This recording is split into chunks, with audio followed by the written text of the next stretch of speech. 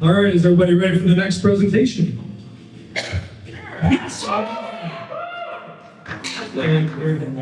All right, the next presenters from Dark Realm TV, Division 3 AM.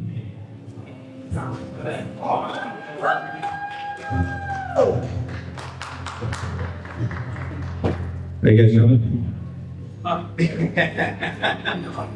I am not Division 3 AM. There is no communication. I am Scary Gary. This is There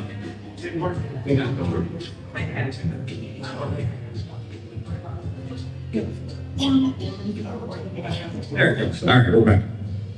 I'm Scary Gary. I've been a paranormal investigator for over 20 years officially, but the paranormal has been part of my life my entire life.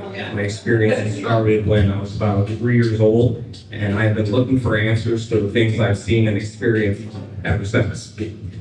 And joining me on stage today are my best friends, Spooky Sammy. Hi. Hello. I've been always fascinated by the paranormal. I've always gone out on investigations, broke into places. Never break into places. It was not good. But that's where I started, especially when I met him. It's been about 17 years since I met him.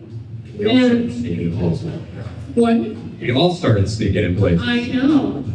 But ever since I met him and I found somebody who shared it with me, we never looked back. We started a paranormal team and here we are. And also with us tonight is Juicy Jeff. Hey guys. I actually didn't start off breaking into places until I met these two. I've always been a heavy skeptic, but I've had experiences, so my role became trying to figure out how to debunk things.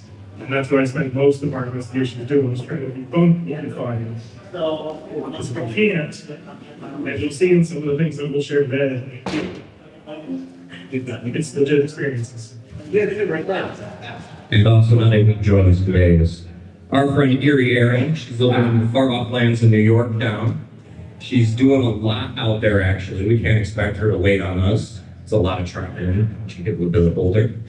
So Erin's actually out there in New York doing a lot of content. She actually had a big loss in her family recently, so we like to ask people to keep her and her thoughts and everything. Her family's dealing with a lot and all the stuff that comes with that. But she's always out there doing stuff with her stuff, Speak of the Dead. She travels all over the place, places we could only dream of traveling to. And she is a gypsy at heart. She's always posting stuff from different cemeteries and weird spots all around the world. It's truly something she's passionate about, and she's amazing at it. She's been working with Syracuse Paranormal out in Syracuse, New York. They just had one of their stories here on Netflix on True Paranormal. So check that out. It's pretty cool that she gets to be a part of something like that. We miss her. We wish she was here. And these two just got married. So let's put our hands together for that. We've been waiting for it for a long time. It was Stockholm Syndrome. Roped into it. Where? Like, you don't understand. You don't understand. So we've been a team. We just celebrated our 6-year anniversary November 1st. And how we began as a team was sneaking out the properties that we were supposed to be on. We were out in an asylum in Westland, Michigan, and it was Halloween night. We were bored. It was the day of Halloween. Well, no, we went Halloween night. Everything happened after midnight. No. Okay, I'm wrong. So, here's how it happened. We were going to go on Halloween night, but the weather was bad. So we waited a day and went on All Saints Day. And we only were out of the car for 5 minutes, and security came and got us. And we made Erin on our team do all the talking. She's really good at talking. So she starts talking, and the guy's asking us all kinds of questions, like, who are you? What are you doing here? And he's like, this is only for paranormal teams. They have paranormal teams inside. Are you a paranormal team? And Erin keeps trying to talk around the question. And he says it again, and I lean in and whisper. I just make up the name on the spot. I said, Division 3. So she goes, yeah, we're Division 3 in Toledo, Ohio. So they go get the owner of the building. And the next thing we know, the owner's like, hey, why don't you guys come on in? So we're investigating this place, but there was a caveat to it. There were other teams there investigating. They had paid to be there, so he told us we weren't allowed to say that he'd let us in for free. Problems quickly arose because they started separating their teams into bracelet areas. And they're like, look, blue bracelets go over here, and the bracelets go over here, and we're just standing there. And she's like, well, where are you guys going? What color bracelets are you? And I have to walk up in front of everybody and whisper to her, so that's next to me. She's like, okay, go wherever you want. So we did. We investigated Eloise, and after that night, we knew exactly what we wanted to do. We decided to make this official and start doing this without getting in trouble and being actually legally allowed in these places. We made the Facebook page the very next day. We started planning and building it up because what happened while we were in there that night is we had an incident where we're going to show you this clip. You'll see a friend of ours that was with us. He's going to walk past this door. Pay close attention because he doesn't touch the door. I'm about to enter the room when I go look at something on the table and read it, and I realize this door is moving.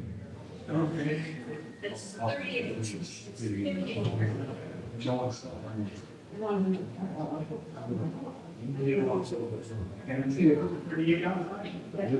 play that once more. If it lets me.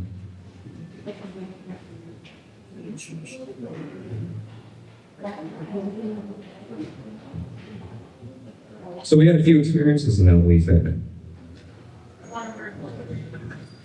A lot of personal stuff, and not stuff that we captured on video or audio, and stuff that made us want to go out and do this forever, pretty much. We're in it for life now. And after seeing that door close and us examining everything around it, seeing there was no one else around, we checked our video, no one touched the door, we started doing this all the time. Great statements. So that's the night we became a team. We're the guy on the end, he's not part of it. He just happened to be there that night. So we formed a Vision 3 6 years ago. We're a fun-loving team. We take our investigations very seriously. We take our evidence very seriously. But something they don't cover on television a lot is that when you're doing this stuff, it's boring 90% of the time. You're sitting in the dark, you're talking in the shadows, nothing's happening.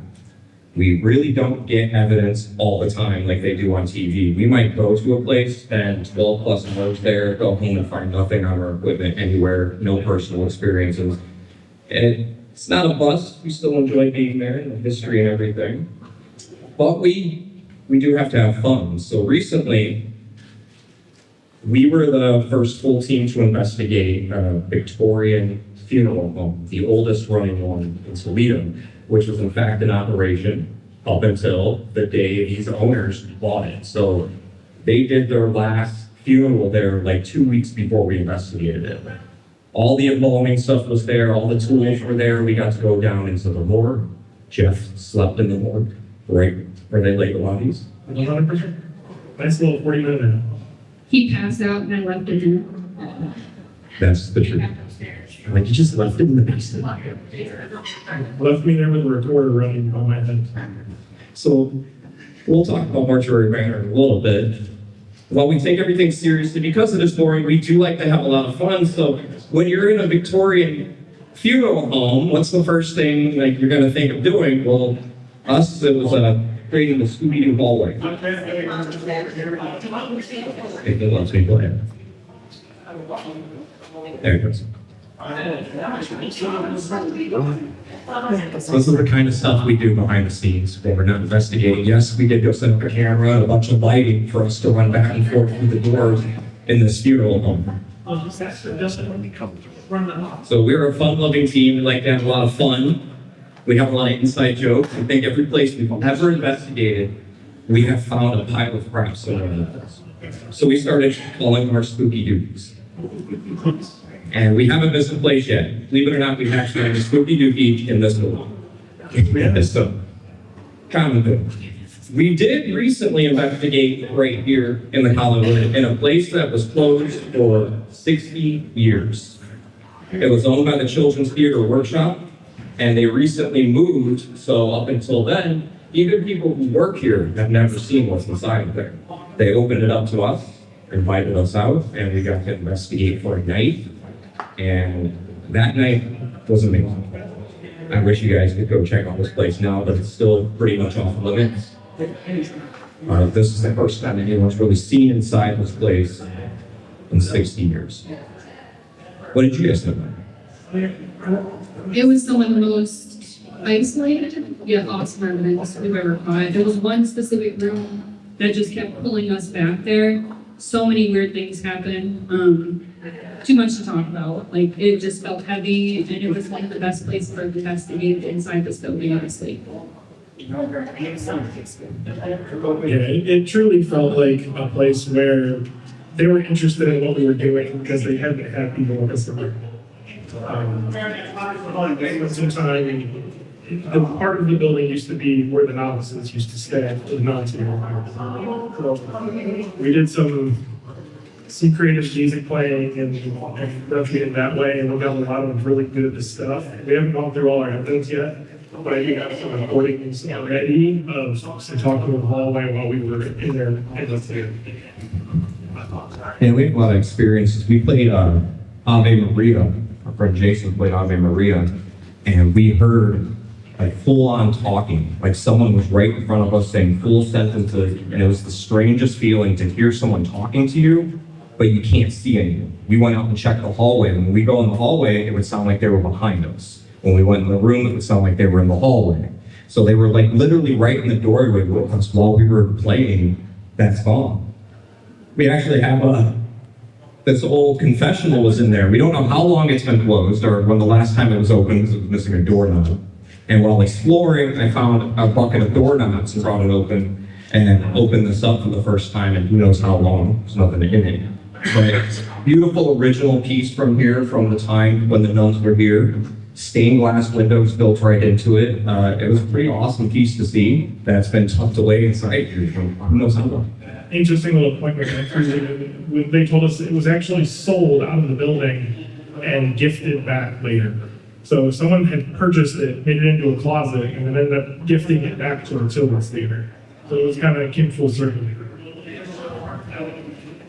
Yeah, this is us getting to see Hollywood from a whole different perspective. Like I thought it was cool, like looking through these windows and seeing Hollywood from a point of view that no one really has seen before. Besides the people that work in this building, this was all kids making like stage props and costumes and practicing for plays. So it was really an honor to be a part of this, experience things with it, have the experiences we had. In fact, we were allowed in there last night, and a lot of the experiences we had repeated last night exactly the same as they did before. So we're thinking maybe what's in there might be residual, and they're just walking up and down that hall for all eternity.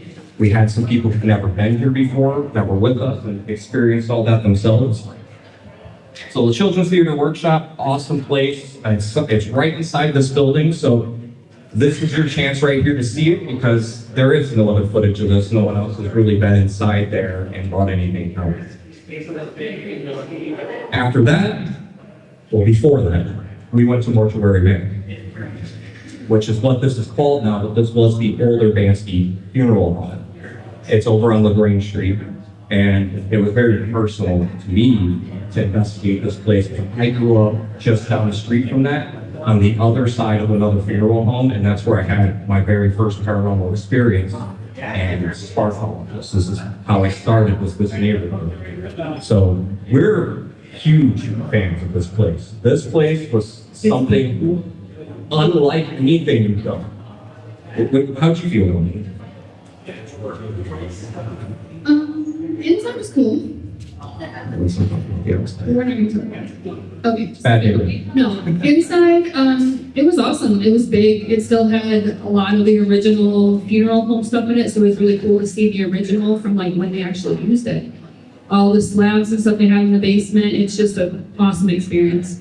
They do take paranormal investigation, so if you want to go, you know, come on, baby. Come on. You guys are interested. If you guys are interested, you can always go. It's also being turned into a funeral museum, Airbnb, a tattoo parlor. They're showing like little horror movies there, and they're looking at buying the Victorian church across the street as they found a brick wall in the basement that has a tunnel underneath that goes straight to the church.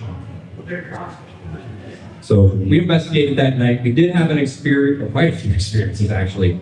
Everyone we have talked to, I was recently on Channel 11, and the guy who came out to film me interviewed the people at this funeral home. And he told me he had an experience when he was there. He was in the basement, very strong, overwhelming feeling came over him. He was hearing sound. Jeff, who barely ever experiences anything, he heard stuff in the basement. Yeah, it's for someone. For me, I'm always very closed off to anything paranormal. I've never been scratched, pushed. I've never had anything bad happen to me. I very rarely get any kind of feeling other than temperature differences. I think that's just because I'm ginger. But that place has a really interesting feel to it, and it was giving me goosebumps. It was giving me chills. Yeah, it was a very unique experience. Gary himself, though, we were doing our tour before we even started setting up to investigate, had his own experience there. Yeah, I saw a full-body apparition standing in one of the showing rooms right next to the casket. And I can tell you the details. He was an older gentleman, slicked back gray hair, white button-up shirt, black slacks, black shoes, standing right next to the casket. And I didn't expect someone to be there, and I was just glancing in the room, and he pointed right at me. And when I looked back, he was gone. And immediately, my hair standing on end, I walked out of the hallway and stepped away from the tour for a minute to recollect myself, because he didn't look like a ghost. He just looked like another person standing in the room. And to see him point at me and be gone just like that. We did have video. We're not going to show it here yet, but we're still analyzing it. We may have an apparition on video that we caught. We are still looking at that. You can find that on our Facebook. We put it up there for other people to check out to give their opinions on it. From Mortuary Manor, if you ever wanted to experience a paranormal investigation, go there. You will experience something. That place is unlike anything I've ever seen. There have been dentist offices in there. Multiple people have died in the building. 2 of them drank acid and committed suicide that way. A couple young teenagers. So check out Haunted Toledo as well. He did a huge history research on this place, and he was the one who dug up all the deaths and found out all the stuff that happened here. Mortuary Manor. Mortuary Manor was famous. So now when you talk to a ghost hunter, you want to see some evidence, right? You want to see some ghosts. And we have captured some things over the years. Like I said, we've been doing this for 6 years. We got a handful of things because stuff doesn't happen all the time. So we brought a few pieces of our biggest evidence tonight, starting with this very room right here. That is Sam. She packs a lot in the trunk. I swear I'm wearing pants, okay? Yes, it's the infrared vision that makes it look skin color. We're gonna get through this real quick, Sam, okay? You're stalling. Your butt's staying on screen too long. As your face gets redder and redder. You can go stand behind the curtain if your invisible shades. So, the night of our very first investigation, we were all on this stage. There was no one else in the building with us. I will be open. We had a nun costume on the property at the time. We were on the stage. I was putting the nun costume on because I wanted to see if they'd get mad if a man was walking around in a habit. So while we were doing this, Sam's checking some stuff on her phone. It was very funny to see. Yeah, there's pictures of that floating around somewhere. Bearded guy in a habit. My daughter was also here. She dressed up in the habit for a little bit as well. So right up here in this doorway, we captured footage of what we believe to be a nun going by the doorway. When you watch this footage, it'll show it multiple times. It'll keep going. So if you can't see it, it's going to get closer and closer. Pay attention to the fact that they don't walk. There is no step or stride. They just glide right by. We're looking right up here.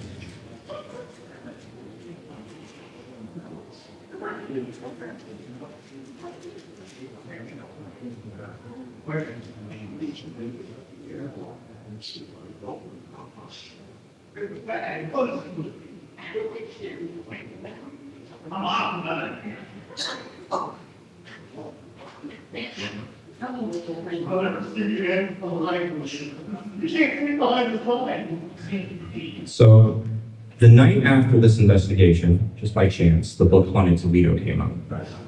And I went and bought the book, and they have a picture taken from this stage with that door circled in red saying, "A nun is often seen walking by this door." We never heard that before. We didn't know that part of the lore. And to see that in a book the day after we caught something like that was truly phenomenal. Like, unexpected.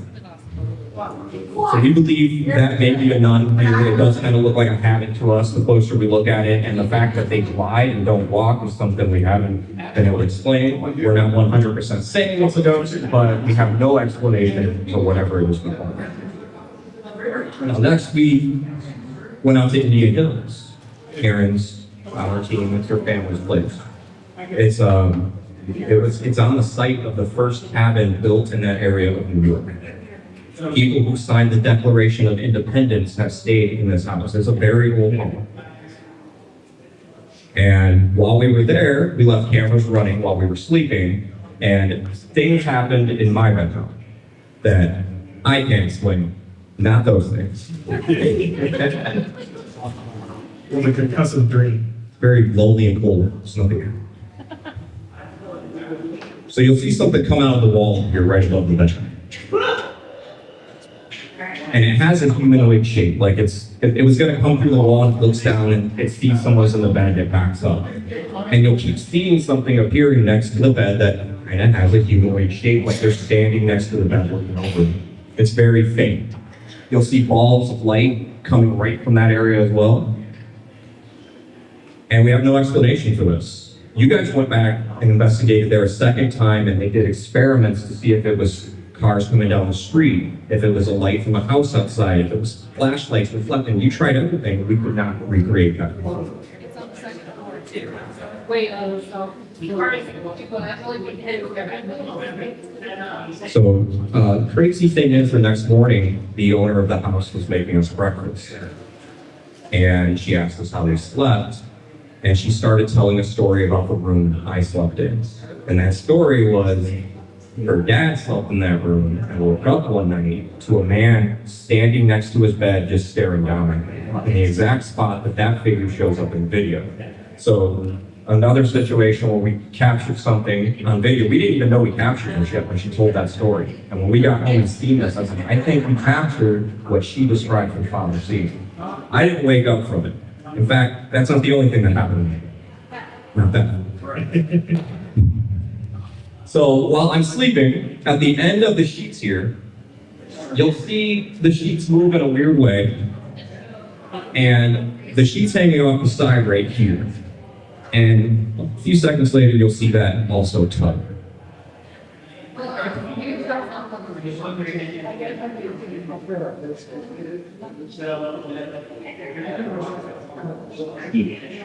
So I don't know what that was. I think our best guess was a fart that split in two when the sheets. That was the very random. It's the best guess we can come up with. I slept like a baby. I honestly didn't feel anything. I didn't even know anything happened until I watched these videos, and I wasn't sure how to feel about it after I watched the videos, because I don't know what they were doing on the sheets. You also not have a sheet. We'll show that one again. This is like one of the first big things we ever. And then it tugs right in her. So that was out at a mansion in Indian Hill. And now what we'll show next, this was just recently on Channel 11. They just showed this. This is the craziest thing that ever happened to us as a team. It actually almost made us stop doing this. We took a break for a while. But what you're about to see is we're in a mansion in Trinway, Ohio. And this is part of the Underground Railroad. So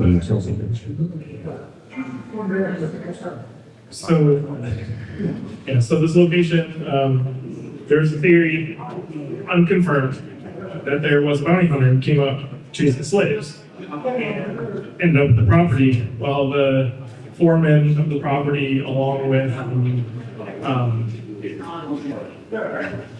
the servants, essentially, decided they were going to put him on trial. And they hung him in the carriage house. So before this happened, we spent some time out in the carriage house. I won't say we provoked, but we might have made a lot of jokes at his expense. Yeah, what are you doing? Just following them? This was definitely one of the most intense experiences we've ever had. This was just the start of what happened. It escalated even further from here once this happens. So what you're seeing here is this is shortly after we came to the barn. We were provoking this bounty hunter and and we went up into the attic. Now the owners of this place said that during the time this was abandoned, that somebody was coming in and breaking in and doing rituals up in the attic. So that's why they had this cross painted on the wall. They painted everything light blue as well, so that's supposed to negate evil energy. So I'm sitting on the floor. Sam is coming out of an Estes method where she was blindfolded and wearing headphones so she couldn't see or hear us. And as she's coming out of this, something happens to me.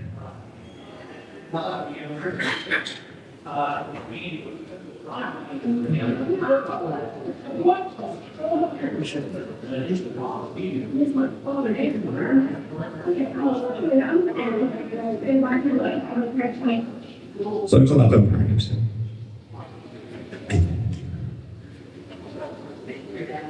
What is this? Okay, bro. Oh, no, this isn't the end? No, that's not the end. I don't even know what that is. We're gonna have to go through the whole slideshow, guys. Let's go.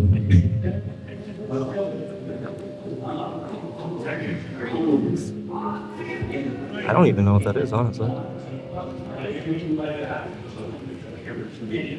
We'll play that one more time before we go here, because we're just about done.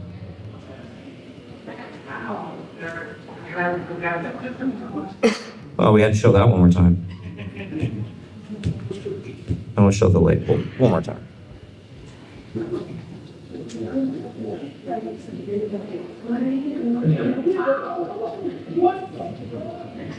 So you'll see, like, people point out, like, these balls of light shoot out the side, like, right after it happened. We did go back to this place a second time after this, and nothing really happened. It was boring as hell. Like we said, stuff like this is extremely rare. We fled this place that night. We've never left the place early before. It was even trying to keep us from leaving. Sam was experiencing some things that were pretty crazy. He doesn't really have much of a memory of what happened. She, we believe, was possessed in some way, and that's a weird thing to say because that's something like I fully didn't believe could happen after doing it all this time. I just thought that was something in movies. She was threatening I violence was against extra me. mean. Like, I was telling people that I would never tell to just go fuck themselves. Like, it was a whole thing. Like, I was in their face. Like, it was bad. It wasn't even me. I don't have any memory of it. I can't even really speak on it. There's video of it out there, but it wasn't me.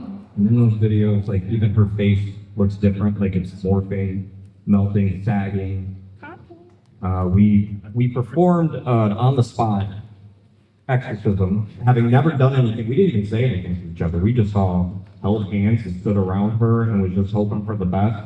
She started throwing up this black liquid, started coming to. We decided to get out of here. We had people with us, never done this before.